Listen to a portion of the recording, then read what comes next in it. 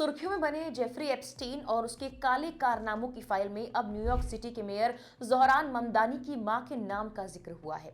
साल 2009 में पब्लिसिस्ट पैगी सीगल ने फाइनेंसर जेफरी एप्स्टीन को भेजे गए एक ईमेल में मशहूर फिल्म निर्देशक मीरा नायर का जिक्र किया है। इसका आखिर क्या मतलब है? सोशल मीडिया पर वायरल मीरा नायर और जेफरी एप्स्टीन की तस्वीरों का सच क्या है? लोग इसे लेकर क्या कह रहे हैं? बताते हैं सब कुछ आपको इस वीडियो में। हाल ही में जारी जेफरी एप्स्टीन की फाइलों में मशहूर फिल्म निर्देशक मीरा नायर का जिक्र हुआ है। जिस ईमेल में यह जिक्र है वो ईमेल अमेरिकी न्याय विभाग यानी यूएस डिपार्टमेंट ऑफ जस्टिस द्वारा हाल ही में जारी किए गए नए डॉक्यूमेंट्स में शामिल है। इसमें बताया गया कि पैगी सीगल मीरा नायर की 2009 की फिल्म एमेलिया से जुड़े एक कार्यक्रम के बाद घिस्लेन मैक्सवेल के मैनहट्टन टाउन हाउस में हुई आफ्टर पार्टी से निकल रही थी। सीगल ने 21 अक्टूबर साल 2009 की सुबह भेजे गए ईमेल में लिखा, फिल्म की आफ्टर पार्टी के बाद अभी घिस्लेन के टाउन हाउस से निकली हूं।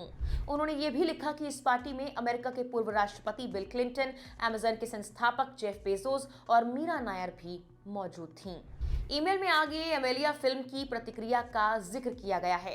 इसमें लिखा कि फिल्म को लोगों की ओर से ज्यादा खास प्रतिक्रिया नहीं मिली। इसके बाद पैगी सीगल ने फिल्म इंडस्ट्री से जुड़े दूसरे कार्यक्रमों के बारे में भी बताया जिनमें वो जाने वाली थी। ये ईमेल उन लाखों दस्तावेजों में से एक है जिन्हें न्याय विभाग ने हाल ही में जेफरी एप्स्टीन के अपराधों और मशहूर लोगों के साथ उनके संबंधों से जुड़े मामलों में सार्वजनिक किया है।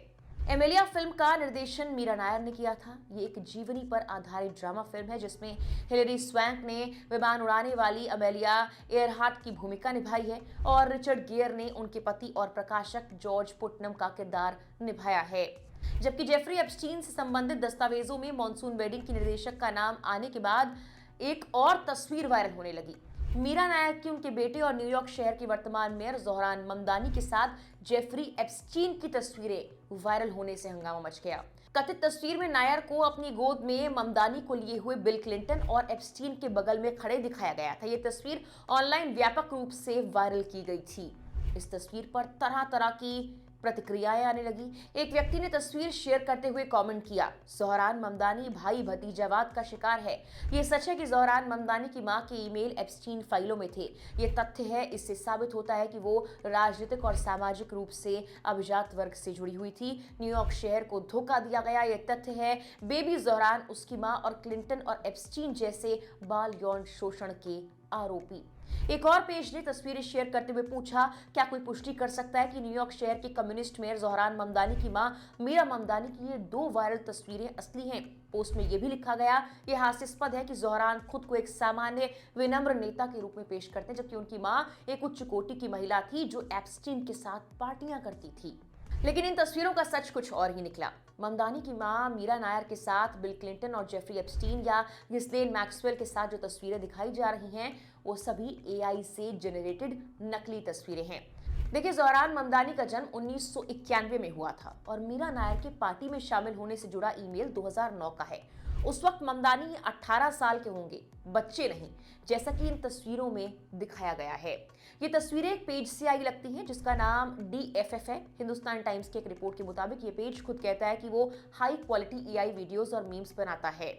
इन तस्वीरों की एक्स की कम्युनिटी नोट्स ने भी जांच की है। नोट में यह कहा गया कि यह तस्वीर एआई से बनाई गई है और एक ऐसी घटना दिखाती है जो असल में हुई ही नहीं। ज़ोहरान ममदानी का जन्म 1991 में मीरा नायर से हुआ। हालांकि मीरा नायर साल 2009 की आफ्टर पार्टी में बिल क्लिंटन और जेफ बेजोस के साथ मौजूद थी, लेकिन उस वक्त ज़ोहरान ममदानी 18 साल के थे। उस पेज ने ममदानी की कई और एआई से बनी तस्वीरें भी शेयर की, लेकिन वो तस्वीरें इस तस्वीर जितनी वायरल नहीं हो पाई।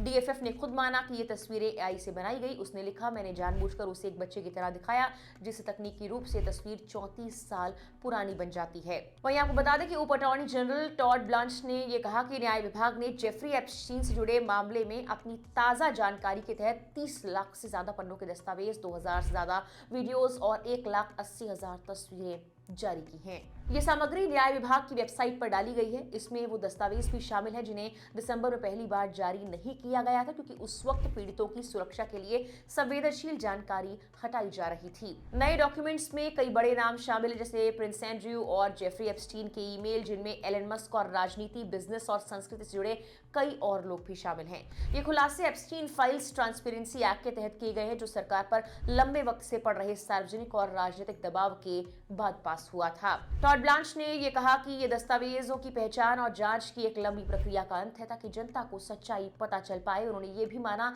कि लोगों के सवाल आगे भी बने रह सकते हैं। जेफरी एप्स्टीन की साल 2019 में न्यूयॉर्क की जेल में आत्महत्या से मौत हो गई थी। उन पर नाबालिगों की तस्करी के गंभीर आरोप थे। उसकी करीबी सहयोगी घिस्लेन मैक्सवेल को बाद में दोषी ठहराया गया था। फिलहाल के लिए इस वीडियो में इतना ही।